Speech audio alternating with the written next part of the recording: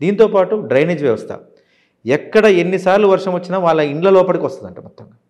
అక్కడ ఎవరిని అడిగినా ఏ ఇంటి తలుపు తట్టినా మీకు చెప్తారు. గతంలో బీఆర్ఎస్ ఇక్కడ గెలవకముందు అంటే తెలంగాణ రాకముందు ఇక్కడ వర్షం పడ్డది బోర్బండలో అంటే నీళ్ళని కూడా వాళ్ళ ఇళ్ళలో వచ్చి చేరేటి.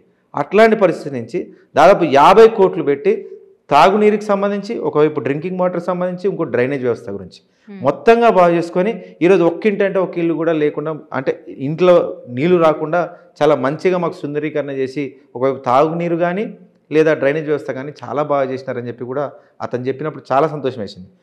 మనకు స్వచ్ఛందంగా వాళ్ళు చెప్పేది ఏంటంటే సార్ గతంలో బోర్బండ అంటేనే నీటి ట్యాంకర్లు మొత్తం వ్యవస్థ నడుస్తుంది, ఇక్కడ పెద్ద మాఫియా అంటే నీటి ట్యాంకర్లు నడవలేకపోతే అక్కడ ఒకరికి తాగడానికి నీళ్ళు ఉండకపోయేటి అంట. అట్లాంటి పరిస్థితుల నుంచి బీఆర్ఎస్ ప్రభుత్వం వచ్చిన తర్వాత ఇంటింటికి మంచినీళ్ళు వచ్చినా రాలేదు, ఏంటినన్నా పోయి అడగండి అని చెప్పేసి ఆయనే ఉల్టా మాకు చెప్తున్నారు అక్కడ జరిగినటువంటి అభివృద్ధి.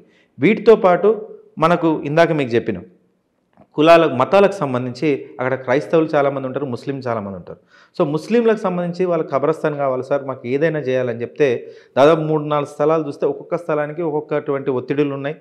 ఆ రకమైనటువంటి ఒత్తిడులు ఇవి కాదు మనం చేసినా కానీ మళ్ళీ మిలిటరీ వాళ్ళకు సంబంధించి ఒక ఇష్యూ వస్తుంది, లేకపోతే అక్కడ స్థానికంగా కాలనీ వాళ్ళకి సంబంధించిన ఇష్యూ వస్తుందని ఒక ల్యాండ్ మీద మాత్రం దాని మీద ఇది ఖచ్చితంగా ఇవ్వచ్చని దాన్ని ఇచ్చిన తర్వాత ఇదే మిగతా పార్టీ పాడిన వాళ్ళు దాన్ని మళ్ళీ హైకోర్టులో వేస్తే దాన్ని కూడా ప్రభుత్వం ఆ రోజు గోపీనాథ్ గారు కొట్లాడుతున్నారు. నేడు కూడా ఖచ్చితంగా అది గెలుస్తుందని నమ్మకం ఉంది, అక్కడ వాళ్ళ ఖబరస్థాన్ వస్తుందన్న నమ్మకం మాకు కూడా ఉంది.